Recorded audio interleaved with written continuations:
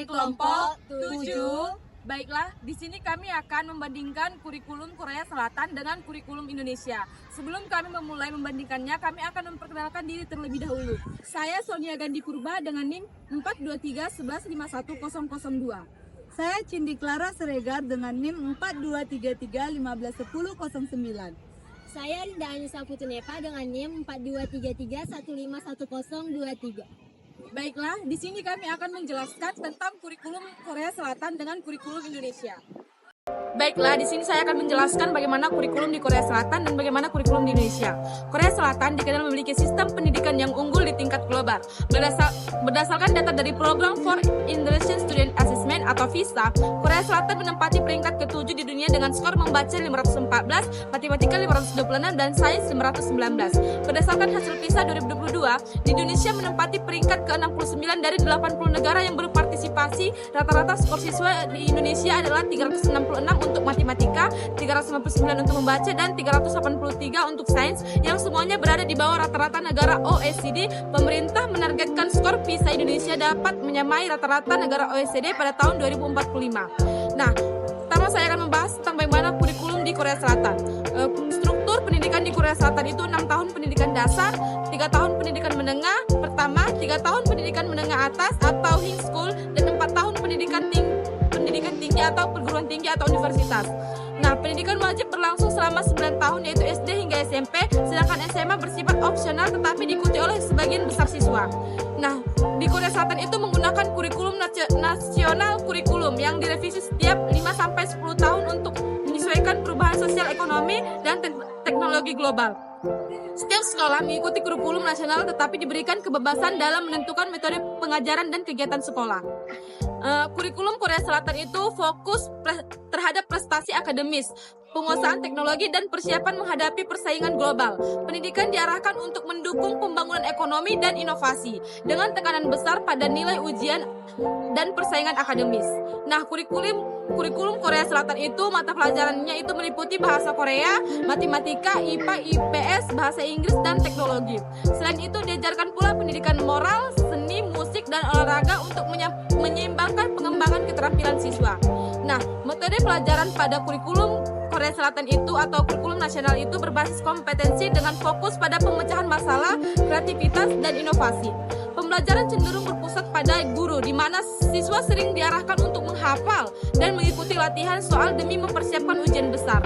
Nah, evaluasi pada kurikulum nasional Korea Selatan itu sangat kompetitif, terutama di jenjang SMA. Ujian masuk perguruan tinggi menjadi penentu utama masa depan siswa. Ujian ini sangat berat dan menentukan akses ke universitas terbaik di Korea Selatan maupun di universitas terbaik dunia. Nah, ekstrakurikuler dalam kurikulum Korea Selatan ada, tetapi kurang mendapatkan perhatian karena fokus utama pada akademis. Sebagian besar siswa mengikuti Hackwon atau bimbingan belajar privat setelah sekolah untuk meningkatkan nilai ujian. Selanjutnya saya akan menjelaskan bagaimana kurikulum di Indonesia. Nah, struktur pendidikan di Indonesia itu 3 tahun pendidikan sekolah dasar, 3 tahun pendidikan sekolah menengah, dan 3 tahun pendidikan sekolah atas, dan 4 tahun pendidikan tinggi atau universitas. Nah, pendidikan wajib berlangsung selama 12 tahun yaitu SD hingga SMA yang didukung oleh program wajib belajar dari pemerintah. Nah, kurikulum di Indonesia itu saat ini menggunakan kurikulum Merdeka, diperkenalkan pada tahun 2020 yang menggantikan kurikulum 2013 secara bertahap. Kurikulum ini menitik beratkan pada fleksibilitas pembelajaran di mana sekolah diberi kebebasan untuk menyesuaikan materi ajar dengan kebutuhan siswa dalam konteks lokal. Nah, kurikulum di Indonesia ini fokus utama adalah pembelajaran yang fleksibel, berpusat pada siswa dan penguatan karakter melalui profil belajar Pancasila. Mengembangkan keterampilan abad ke-21 seperti berpikir kritis, kreativitas, komunikasi, dan kolaborasi. Nah, materi pembelajaran pada kurikulum Merdeka yaitu meliputi bahasa Indonesia, matematika, IPA, IPS, pendidikan agama, PPKN, seni budaya, dan olahraga. Di jenjang tertentu ditambahkan pelajaran muatan lokal seperti bahasa daerah, kearifan lokal, dan budaya setempat. Nah, metode pembelajaran pada kurikulum Merdeka itu berbasis project atau project basis learning dan pendekatan yang mendorong eksplorasi minat serta bakat siswa. Siswa diajak untuk berpartisipasi aktif dalam proses proses pembelajaran melalui diskusi kelompok, proyek kolaboratif, dan praktik langsung. Nah, evaluasi pada kurikulum Merdeka tidak lagi berpusat pada ujian nasional seperti sebelumnya. Evaluasi dilakukan secara formatif dan sumatif dengan fokus pada perkembangan siswa secara menyeluruh. Asesmen digunakan untuk mengukur kompetensi dan potensi siswa, bukan sekedar nilai aktif. Ekstrakurikuler dalam kurikulum Merdeka yaitu dianggap penting untuk mendukung pengembangan potensi non-akademis siswa seperti olahraga, seni, pramuka, dan organisasi siswa. Setiap sekolah diwajibkan menyediakan berbagai pilihan kegiatan ekstrakurikuler. Nah, teknologi pada pendidikan di Indonesia diterapkan dalam pembelajaran didukung oleh platform digital seperti Merdeka Belajar dan Report Pendidikan. Namun, penerapan teknologi belum merata di seluruh daerah karena tantangan infrastruktur dan akses internet. Baiklah, sekian yang dapat saya sampaikan tentang kurikulum negara Indonesia dan negara Korea Selatan. Baiklah teman-teman, saya akan melanjutkan yaitu kelebihan kurikulum di negara Korea Selatan dengan kurikulum Indonesia. Kurikulum di negara Korea Selatan lebih berorientasi pada akademik, terutama dalam mata pelajaran seperti matematika, sains, dan bahasa Inggris. Ujian seleksi masuk perguruan tinggi Korea Selatan menjadi titik fokus utama sistem pendidikan yang menentukan masa depan siswa secara signifikan. Dengan kurikulum yang menuntun pencapaian tinggi, siswa sering diarahkan untuk menguasai materi secara mendalam dan kompetitif. Korea Selatan telah memperkenalkan tentang kurikulum yang mana membebaskan siswa untuk mengasah keterampilannya sehingga siswa tersebut bisa terjun ke dunia kerja. Sedangkan kurikulum Indonesia menekankan pada pengembangan karakter sesuai nilai-nilai Pancasila. Fokus utama adalah untuk membangun siswa yang kreatif, inovatif, dan adaptif terhadap perubahan global, terutama di era revolusi industri. Kurikulum ini juga memberikan kebebasan bagi siswa dan guru untuk memilih metode pembelajaran sesuai kebutuhan dan potensi masing-masing siswa dan guru. 1. Aspek kurikulum dan metode pembelajaran. Korea Selatan berfokus pada pendidikan untuk mengembangkan pengetahuan akademik yang kuat, sedangkan Indonesia lebih menekankan pada pengembangan nilai-nilai Pancasila karakter dasar.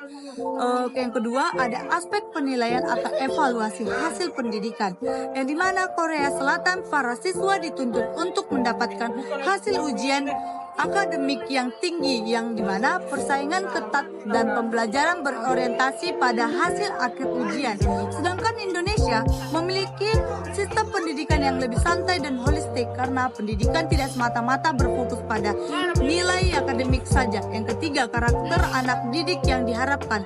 Korea Selatan, anak didik yang mampu beradaptasi dengan globalisasi, tekun dan disiplin, kreatif dan terinovatif, mampu bekerja keras, sedangkan Indonesia lebih menekankan pada karakter anak, baik secara moral, mandiri, serta mau bekerja sama.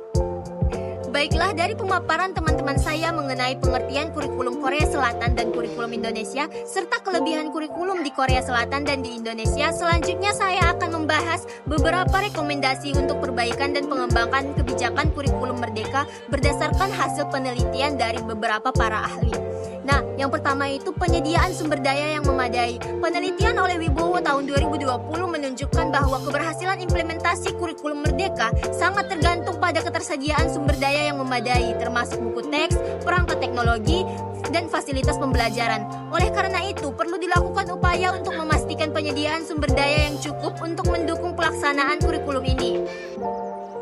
Selanjutnya yang kedua ialah pelatihan dan pengembangan profesional bagi seorang guru. Guru memiliki peran kunci dalam pelaksanaan kurikulum Merdeka. Penelitian oleh Nurlaila et al. Tahun 2020 menunjukkan bahwa pelatihan dan pengembangan profesional yang berkualitas dapat meningkatkan pemahaman guru tentang pendekatan yang strategi dan pembelajaran yang sesuai dengan kurikulum ini. Oleh karena itu, perlu dilakukan investasi dalam pelatihan dan pengembangan profesional yang berkelanjutan bagi seorang guru. Nah, yang terakhir ialah evaluasi yang berkelanjutan. Evaluasi terus-menerus terhadap implementasi kurikulum Merdeka diperlukan untuk memperbaiki dan mengembangkan kebijakan kurikulum ini. Menurut penelitian oleh Pratiwi dan Winami tahun 2021, evaluasi yang sistematis dan berkesinambungan lingkungan dapat memberikan masukan berharga untuk perbaikan kurikulum dan proses pembelajaran. Hal ini dapat dilakukan melalui pengumpulan data dan umpan balik dari para pemangku kepentingan yang terkait. Baiklah, sekian yang dapat kami sampaikan tentang kurikulum Korea Selatan dan kurikulum Indonesia. Semoga bermanfaat bagi kita semua. Terima kasih.